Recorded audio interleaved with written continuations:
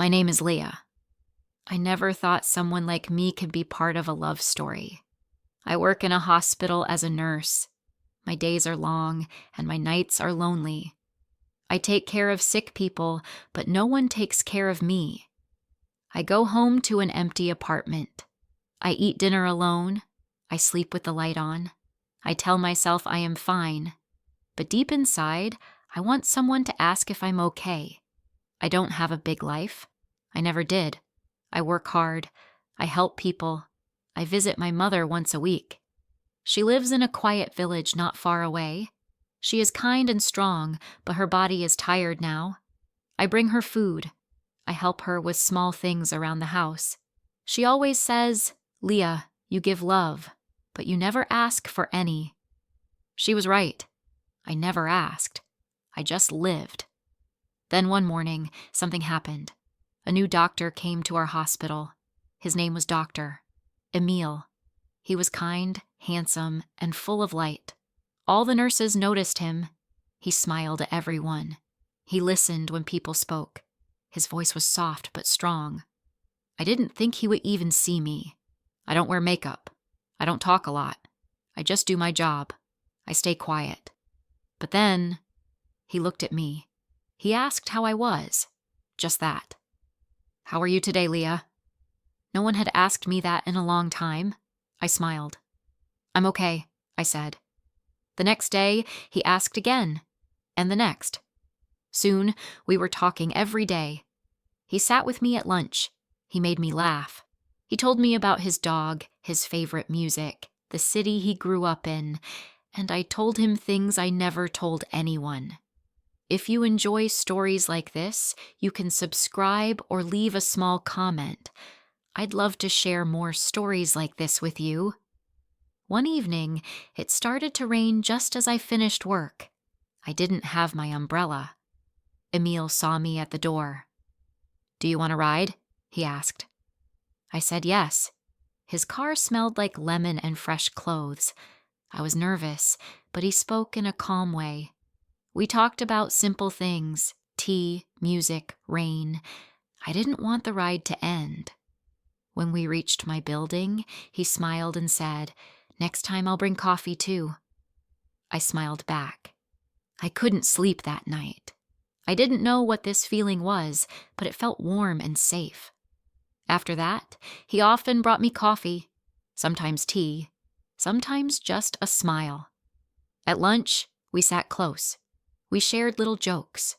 When I spoke, he listened. Really listened. I started to wait for him in the mornings. I fixed my hair in the mirror. I smiled more. I felt different.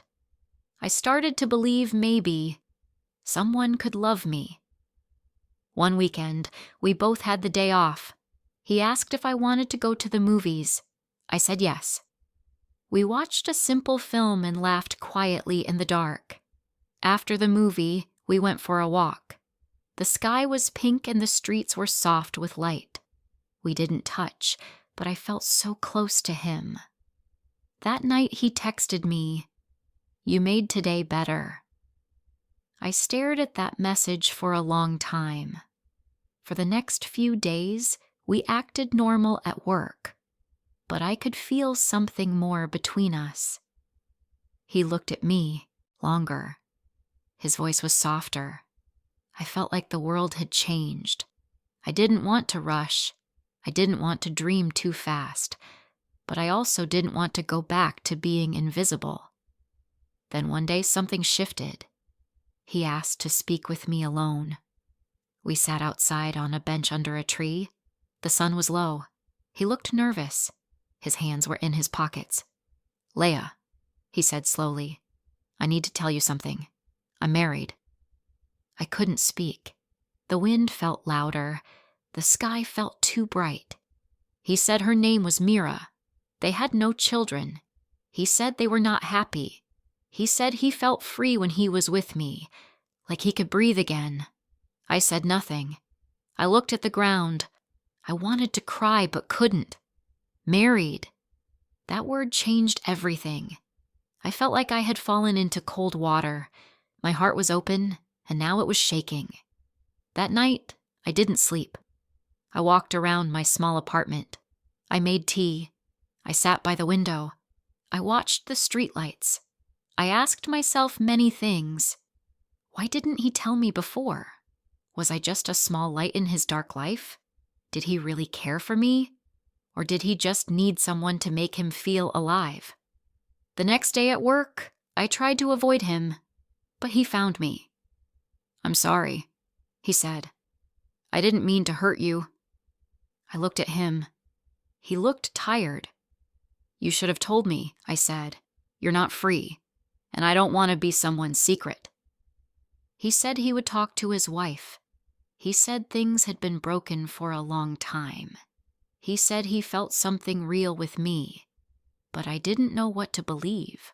I was no longer sure what was real. I didn't know what to do.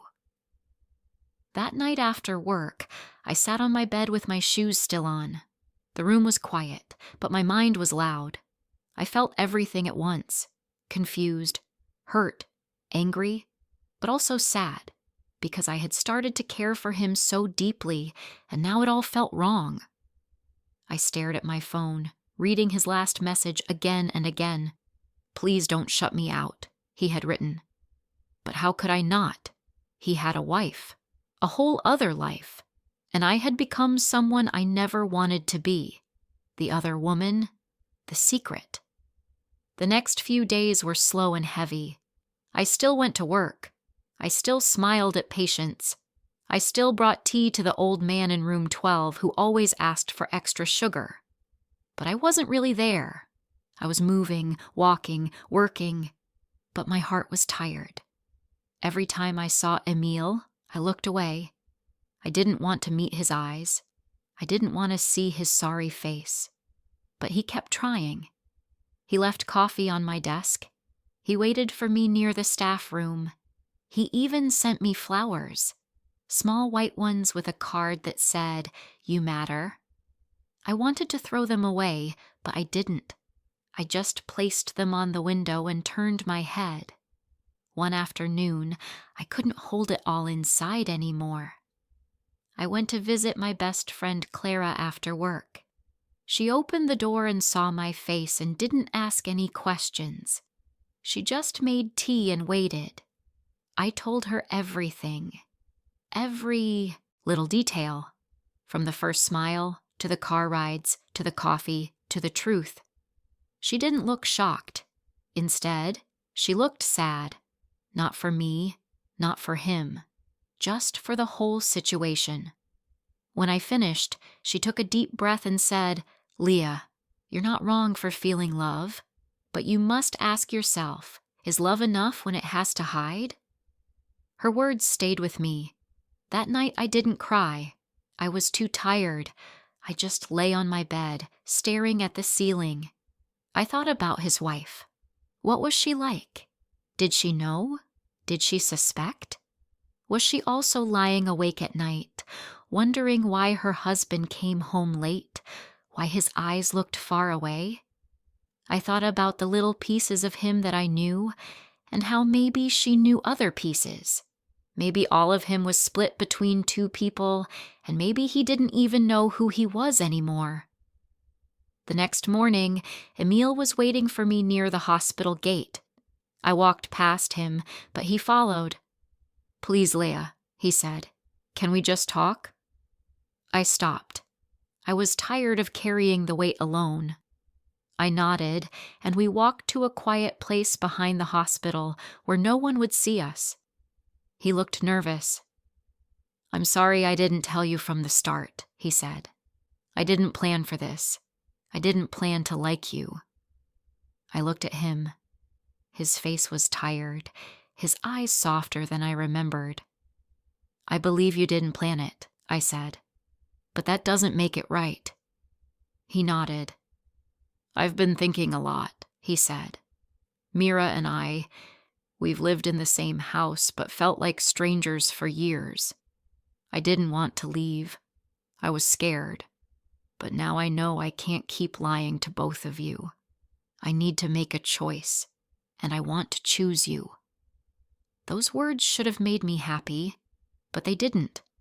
Not right away, because even if he left her, I would still carry the truth of how it started. I didn't want to be a love built on secrets. I told him that. You can't fix this with flowers and soft words, I said. You need to face your life, not escape it through me. He looked down. I understand, he whispered. I will speak to her. I'll be honest. After that, we didn't talk much for a while.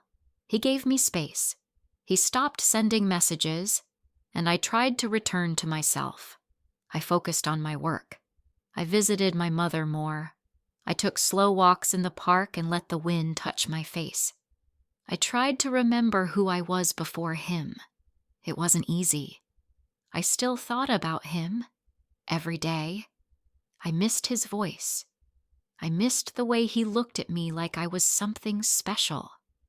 But I reminded myself that I deserved someone who could love me fully, not in pieces. Then, one rainy Saturday, I went to the supermarket. I didn't expect anything. I just wanted to buy bread and tea and maybe a few apples. But as I walked past the frozen food section, I heard a voice. His voice. I stopped. I turned. And there he was. With her. With Mira. She was beautiful. Tall, with a soft green scarf and dark hair. She was laughing. He was laughing too. They were close. Too close. I froze. I couldn't move. My heart beat fast, and my hands turned cold. I stepped back slowly, hiding behind a shelf. They didn't see me, but I saw enough. I left the store without buying anything. The rain hit my face, but I didn't care. My shoes got wet, but I didn't stop. I walked home like a ghost. At home, I sat on the floor near the window. I didn't cry.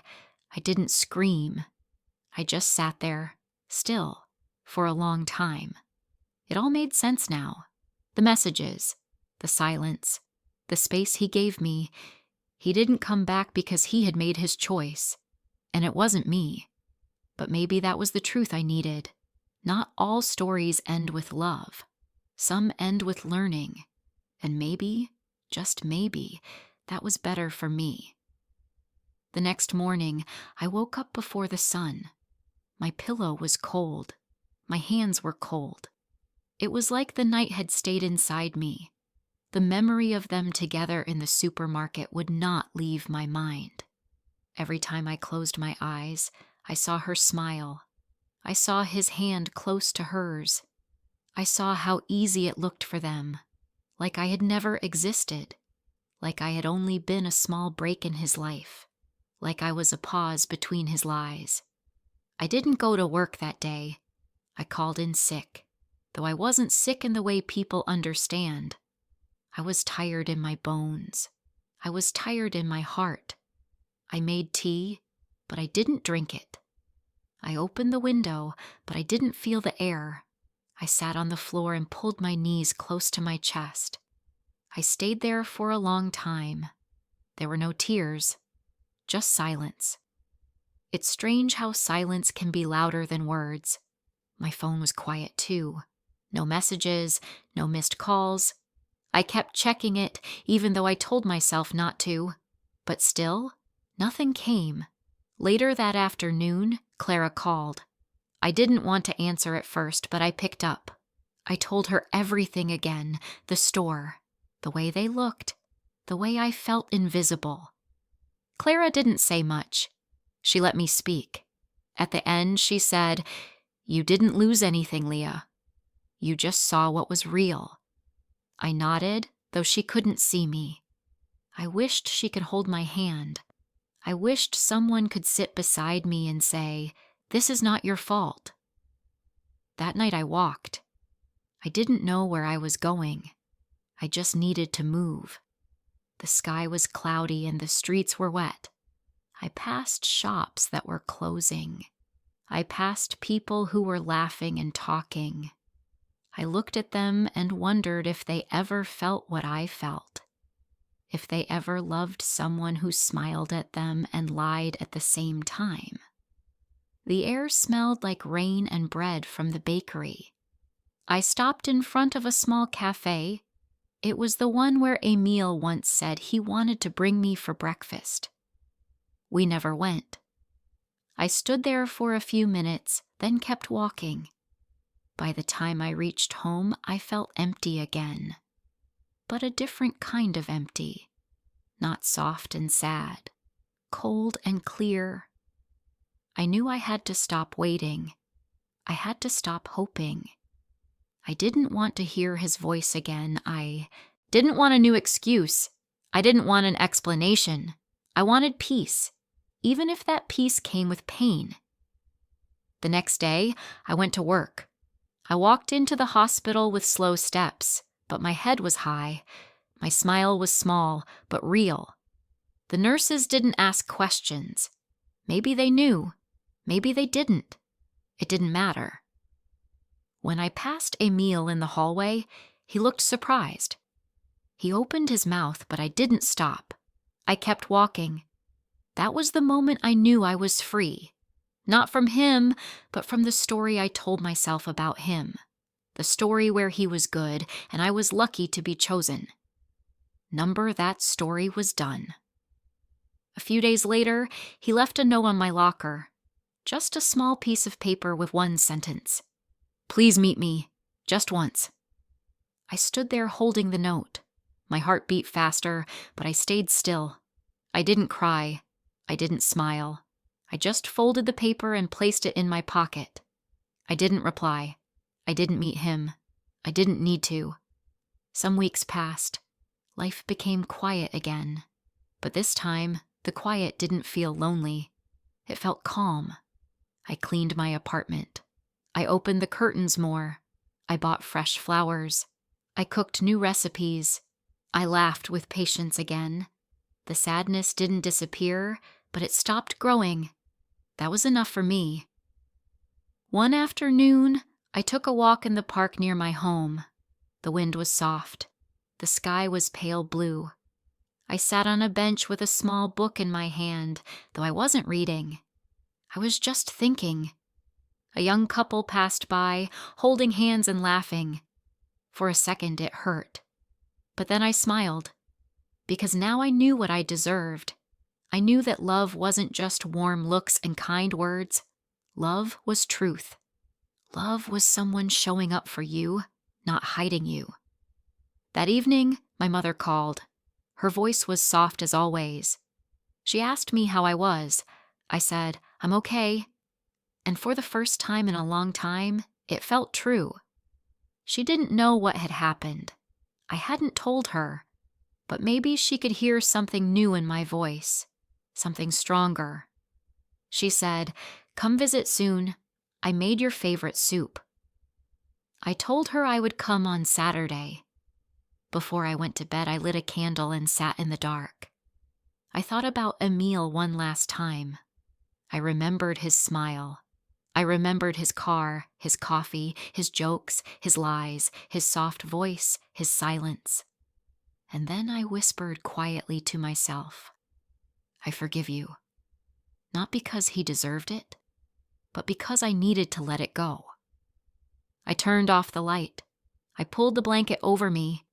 For the first time in many nights, I closed my eyes without fear. He was gone from my heart, and I was still here, whole, wiser, and ready for a love that would never ask me to hide. The next Saturday, I took the early bus to visit my mother. The roads were quiet, and the sky was still waking up. I sat by the window and watched the trees move past. There was something peaceful about leaving the city, even for a few hours. The air in her small town always smelled different. It was cleaner, softer, slower. When I arrived, she opened the door and smiled like she always did. No questions, just soup, warm bread, and a quiet hug that said everything without needing words. We sat in the garden. The sun was low and the ground was still wet from the morning dew. She talked about her plants, the neighbor's new cat, and an old song she heard on the radio. I listened, but part of my mind was still thinking. Not about Emile, not anymore, but about myself. About how easy it was to forget who I was when someone made me feel special. About how quickly I gave him all the parts of my heart just because he looked at me like I mattered. That part was over, yes, but I wanted to understand how I got lost inside it. Later that evening, I asked my mother a question I never asked before. Did you ever love someone who didn't love you back? She looked at me for a long time before answering. Yes, she said. When I was young, there was a man who made me feel seen. I thought that was love, but it was only attention. And attention, my dear, is not the same as love. Her words hit me deep. I thought about all those times Emile smiled at me, all the soft words he gave, all the coffee cups left on my desk. They felt like love. But maybe they were only attention. Maybe I had taken those small moments and built a dream that didn't really exist. When I returned home that night, the city felt different. Not colder, not louder, just different. Like I had changed, and now I was walking through the same streets with new eyes. I passed by the cafe again. This time, I stopped. I walked in. I sat by the window and ordered a cup of tea. The table felt warm under my hands. I looked outside at the people passing by. I didn't feel alone. I didn't feel broken. I just felt present. That week at work, things stayed quiet. Emile and I no longer spoke. He still worked in the same building, still wore the same white coat, still carried the same tired smile. But now it didn't touch me the same way. It didn't pull at my heart. It didn't twist my thoughts. One day I passed him in the hallway. For a second, our eyes met. He opened his mouth as if to speak, but I kept walking. Not out of anger, just peace. There was nothing left to say. We had both lived our parts in that story. Now it was over. One evening, Clara and I met at a small bookstore. She brought me a chocolate bar and a smile.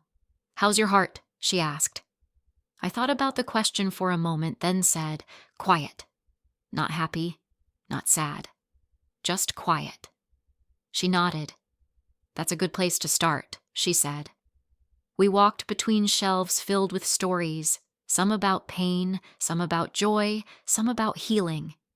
I picked up a small novel with a simple cover. It was about a woman who moved to a new town after her heart was broken. I smiled and held it close. Sometimes stories know what we need before we do. As the weeks passed, I began to feel more like myself. But not the old version. A new one. One who still believed in love, but no longer waited to be chosen. One who understood that kindness from someone else should never cost me my truth. I started doing small things just for me. I bought new curtains. I painted my kitchen walls light yellow. I signed up for a weekend cooking class. I smiled more, not because someone gave me a reason, but because I wanted to. Then, one Sunday morning, something unexpected happened. I got a message. Not from Emile, from Mira, his wife. Her words were short, calm, and heavy. She had found out. She knew everything. She didn't ask questions. She didn't shout. She just said, "I thought you should know that I know. I hope you find peace." I stared at her message for a long time. My chest tightened. My face burned. Shame washed over me again, even though I had already stepped away. I wanted to reply, but I didn't know what to say. I had never spoken to her. I had only seen her from across a store, and yet she had lived inside my thoughts for weeks. I waited until the next morning, then I wrote back. I told her I was sorry, that I didn't know in the beginning, that I stepped away the moment I found out. I told her I didn't expect her to forgive me, but I needed to say the words anyway. Her reply came hours later. "Thank you for your honesty. That's more than I ever got from him." That message stayed with me. It stayed in my chest for days, not because it hurt me, but because it showed me something. That truth, even when it's late, can still be healing, not for the past, but for what comes next. Spring came quietly after that. The trees outside my window started to bloom. The air smelled sweeter. My life didn't suddenly become perfect. I still had hard days.